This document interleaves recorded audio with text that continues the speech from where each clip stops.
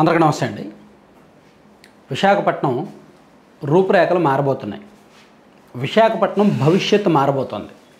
అది కేవలం విశాఖపట్నానికే పరిమితం కాకుండా ఆంధ్రప్రదేశ్ రాష్ట్ర భవిష్యత్తు కూడా మారబోతోంది. అక్కడ 5 లక్షల మందికి ఉద్యోగాలు వస్తున్నాయి అంటే ఆ 5 లక్షల మంది విశాఖపట్నం వాళ్ళే ఉండకపోవచ్చుగా. అటు శ్రీకాకుళం వాళ్ళు ఉండొచ్చు, ఇటు విజయవాడ ఏలూరు వాళ్ళు ఉండొచ్చు, లేదా ఇంకెక్కడ వాళ్ళు అయినా ఉండొచ్చు కదా. సో మొత్తానికి ఆంధ్రప్రదేశ్ రాష్ట్రంలో ఉన్న నిపుణులకు అక్కడ అవకాశాలు దొరకవచ్చు. 5 లక్షలు 6 లక్షల ఉద్యోగాలు అంటే ఆషామాషి విషయం కాదు. అయితే ఈ డేటా సెంటర్ల విషయంలో ఆల్రెడీ వైసీపీ అనుకూల మీడియాలతో పాటు కొన్ని వర్గాల్లో ఒక ప్రచారం జరుగుతోంది. ఇవి డేటా సెంటర్లు మాత్రమే. డేటా సెంటర్లు అంటే ఇక్కడ స్టోరేజ్ కెపాసిటీ సర్వర్లు మాత్రమే ఉంటాయి. ఇక్కడ పెద్ద పెద్ద మిషన్లు, పెద్ద పెద్ద సర్వర్ యంత్రాలు మాత్రమే ఉంటాయి. ఇక్కడ పెద్దగా స్టాఫ్ అవసరం లేదు, నిపుణులతో పని లేదు, ఉద్యోగులతో పని లేదు. కేవలం కాపలాదారులు మాత్రమే, వాచ్మెన్లు మాత్రమే ఉంటారు. ప్లస్ ఏమైనా సమస్య వస్తే పరిష్కరించడానికి నెట్వర్కింగ్, హార్డ్వేర్ ఇంజనీర్ నిపుణులు మాత్రమే ఉంటారు. ప్లస్ ఇవి ఎక్కువగా వేడి ఉత్పత్తి చేస్తాయి. విపరీతమైన వేడి ఉంటుంది. ఆ వేడి తగ్గించడానికి దీనికి వాటర్ ఎక్కువ అవసరం కాబట్టి గ్రౌండ్ వాటర్ అంతా వీళ్ళు వాడేస్తారు.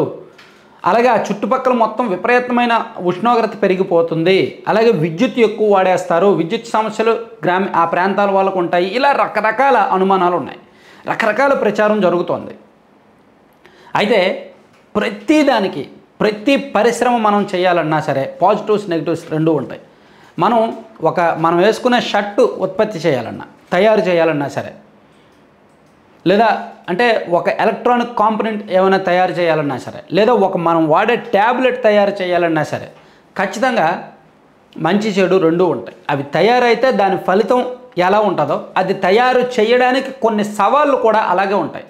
అలా అనుకుంటే ఎక్కడా పరిశ్రమలు ఉండవు, ఎక్కడా కూడా పరిశ్రమలు అనేవి రావు.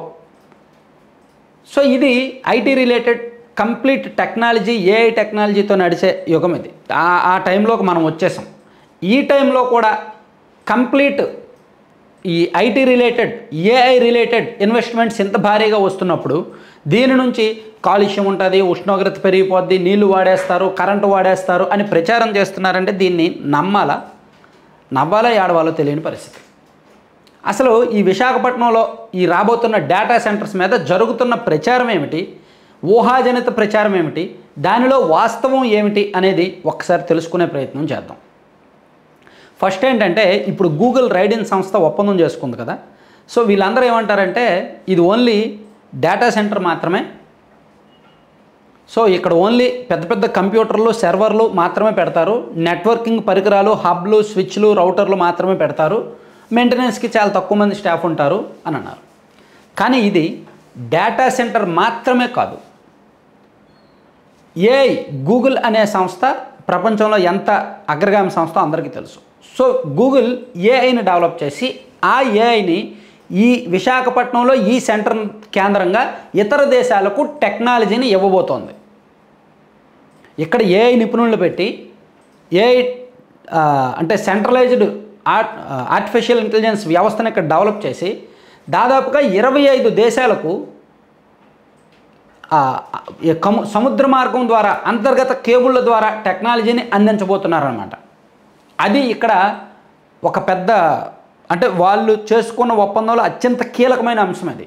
అంటే ఇక్కడ కంప్లీట్ డేటా సెంటర్లు మాత్రమే కాకుండా ఏఐ సెంటర్తో పాటు మెషిన్ లెర్నింగ్ వ్యవస్థ, క్లౌడ్ కంప్యూటింగ్ వ్యవస్థ అవన్నీ కూడా ఇక్కడికి రాబోతున్నాయన్నమాట. అలాగే ఇక్కడ మరొకటి ఏంటి, గూగుల్ డేటా సెంటర్లో నామమాత్రంగానే ఉద్యోగాలు ఉంటాయి. కేవలం కాపలాదారులు ఉంటారు, నెట్వర్కింగ్ నిపుణులు కొంతమంది ఉంటారు, బయట వాచ్మెన్లు ఉంటారు. మొత్తం మీద మ్యాక్సిమం 250-300 ఉద్యోగాల కంటే ఎక్కువ రావు అంటారు. కానీ ఇక్కడ డేటా సెంటర్ మాత్రమే కాదు కదా. ఇక్కడ మెషిన్ లెర్నింగ్ నిపుణులకి అవకాశం ఉంటుంది, ఏఐ నిపుణులకు అవకాశం ఉంటుంది. అంటే ఆర్టిఫిషియల్ ఇంటెలిజెన్స్, సాఫ్ట్వేర్ ఇంజనీర్లు, డేటా సైంటిస్టులు, మెషిన్ లెర్నింగ్ నిపుణులతో పాటు విద్యుత్ సరఫరా, కూలింగ్, నెట్వర్కింగ్ వ్యవస్థల నిర్వహణకు హార్డ్వేర్ నిపుణులు విపరీతంగా అవసరం ఉంటుంది. ఇక్కడ విద్యుత్ వ్యవస్థ, కూలింగ్ వ్యవస్థ, నెట్వర్కింగ్ నిపుణులు, పెద్ద పెద్ద సర్వర్లు మెయింటైన్ చేయాలి, కేబులింగ్ నెట్వర్క్లు మెయింటైన్ చేయాలి. దానికి వేలాది మంది నిపుణుల అవసరం ఉంటుంది. ఏమండి 1,31,000 కోట్ల పెట్టుబడితో ఇంత పెద్ద సెంటర్ పెడుతున్నప్పుడు అక్కడ 300 మందితో నడిపించేస్తారా మొత్తం? సో అది అంటే ఏఐ ఆధారిత కంపెనీలన్నీ డేటా సెంటర్కి సమీపంలో ఉండటం వలన ఇక్కడ ఖచ్చితంగా ఉద్యోగ అవకాశాలు పెరుగుతాయి. అలాగే మిషన్ లెర్నింగ్, ఆర్టిఫిషియల్ ఇంటెలిజెన్స్ వంటి అత్యాధునిక టెక్నాలజీలతో పనిచేస్తూ ఆర్థిక సంస్థలకు అందించే ప్రతి సంస్థలో కూడా గూగుల్ ప్రతి మిల్లీ సెకండ్ కూడా విలువైనదే.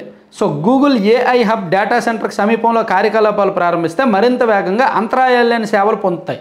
కాబట్టి భవిష్యత్తులో దీనికి అనుబంధంగా దీని చుట్టుపక్కల కొత్త సెంటర్లు వస్తాయి. అప్పుడు ఇంకా అదనంగా ఉద్యోగాలు దొరికే అవకాశం ఉంటుంది. అలాగే గూగుల్ హబ్తో పాటు దాని ఆధారంగా ఏర్పాటయ్యే కంపెనీల్లో 1,88,000 ఉద్యోగాలు వస్తాయని గూగుల్ అఫీషియల్గా తెలిపింది. ప్రభుత్వం అఫీషియల్గా చెప్తోంది. గూగుల్ అండ్ ప్రభుత్వం కలిపి చెప్పింది నమ్మాలా, లేదా ఎవరో సోషల్ మీడియాలో చేస్తున్న ప్రచారాన్ని నమ్మాలా? అదొకసారి ఆలోచించాలి. అలాగే ట్రాన్స్ఫార్మర్లు, స్విచ్ గేర్లు, కూలింగ్ సిస్టంలు, బిల్డింగ్ మెటీరియల్, యూపీఎస్లు, జనరేటర్లు అంటే బ్యాకప్ సరఫరాలు, ఇలా హార్డ్వేర్ నిపుణులు, నెట్వర్కింగ్ నిపుణుల అవసరం విపరీతంగా ఉంటుంది. సో ఇక్కడ కనీసం 2 లక్షల మందికి ఉద్యోగాలు వస్తాయనేది వాస్తవం. ఓన్లీ దీని ద్వారా ఇంకా తర్వాత పెరుగుతాయి అన్నమాట. అలాగే ఇంకో కొత్త అనుమానం ఏంటంటే, సో ఇక్కడ విపరీతంగా విద్యుత్ కావాలి, ప్రజలకు విద్యుత్ కొరత ఏర్పడుతుంది, కాబట్టి కరెంటు ఛార్జీలు పెంచేస్తారు అని ఒక ప్రచారం. వీళ్ళకి కావాల్సిన విద్యుత్ వీళ్ళే తయారు చేసుకుంటారు.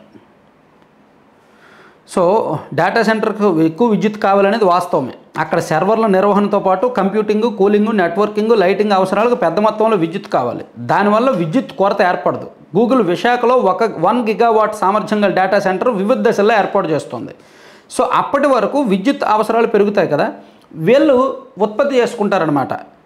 ఆల్రెడీ సౌర, పవన అండ్ పిఎస్పి విద్యుత్ ప్రాజెక్టుల ఏర్పాటుకు కూడా ఒప్పందాలు జరిగాయి. అంటే మీరు ఇక్కడ ఇంకో ప్రచారం ఏం జరుగుతుందంటే, వీళ్ళు విద్యుత్ ఉత్పత్తి వీళ్ళే చేస్తారు కదా, కాబట్టి కాలుష్యం పెరుగుద్ది, కర్బన ఉద్గారాలు వెలువడతాయి, వాతావరణ కాలుష్యం పెరుగుద్ది అంటారు. వీళ్ళు ఉత్పత్తి చేసే విద్యుత్తు బొగ్గుతో కాదు, కాబట్టి కర్బన ఉద్గారాలు వెలువడవు. సౌర విద్యుత్ ఉత్పత్తి చేసి వాడుకుంటారు, ప్లస్ పవన విద్యుత్ ఉత్పత్తి చేసి వాడుకుంటారు. సో అది వాతావరణానికి ఏమాత్రం ఆటంకం కాదు, కాలుష్యం కాదనమాట. అలాగే డేటా సెంటర్లో కూలింగ్ వ్యవస్థల కోసం లక్షల లీటర్ల నీరు కావాలి, స్థానికులకు నీటి కొరత ఉంటుంది అనేది మరో ప్రచారం. సో నీటిని వినియోగించడం వాస్తవమే.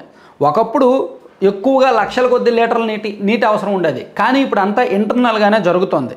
ఇంటర్నల్గా లిక్విడ్ కూలింగ్ అని, ఇమ్మర్షన్ కూలింగ్ అని, ఏఐ ఆప్టిమైజ్డ్ ఎయిర్ ఫ్లో వంటి విధానాలు ఉంటాయన్నమాట. సో వీటి వలన అంతగా నీటి అవసరం ఉండదు అని చెప్తున్నారు.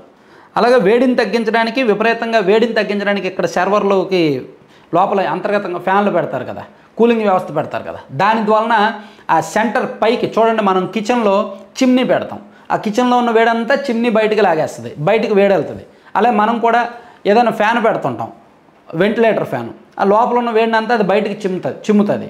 సో అలాగే ఈ డేటా సెంటర్లో సర్వర్లో ఉన్న వేడంతా కూడా ఈ కూలింగ్ వ్యవస్థ ద్వారా బయటకు వెళ్ళిపోయినప్పుడు ఆ చుట్టుపక్కల ఉష్ణోగ్రత పెరిగిపోద్ది అని చెప్తున్నారు. అది కూడా ఒక ప్రచారం చేస్తున్నారు. సో దానివలన కూలింగ్ వ్యవస్థల వారు గాలిలో ఉష్ణం వెలువడుతుందన్న మాట వాస్తవమే, కానీ అది సాధారణం, అదేమీ అసాధారణమని ఇది కాదు. ప్లస్ ప్రజలు తట్టుకోలేనంతగా ఏమీ ఉండదు, ప్రజలకు నష్టం చేసేంతగా ఏమీ ఉండదన్నమాట. ఇలా ప్రతిదీ మంచి చెడు లాభ నష్టాలు అన్నీ ఉన్నాయన్నమాట. సో ఇంత భారీ ఇన్వెస్ట్మెంట్స్ వస్తున్నప్పుడు, ఇంత ప్రపంచ ప్రఖ్యాత కంపెనీ వస్తున్నప్పుడు మనం దాన్ని ఆహ్వానించడం మన ధర్మం. ఎందుకంటే ప్రపంచంలో ఎక్కడా లేకుండా, మన ఇండియాలో ఎన్నో రాష్ట్రాలు పోటీ పడుతున్నా ఎక్కడా లేకుండా మన రాష్ట్రానికి వస్తున్నాయంటే దానికి ప్రభుత్వం కూడా సాధారణంగా ఆహ్వానిస్తుందంటే మనం అర్థం చేసుకోవాలి. అంతే తప్ప అనవసర కల్పిత ప్రచారాలతో, అనవసరమైన విషయాలతో లేనిపోని ప్రచారాలు నమ్మకూడదు. Thank you.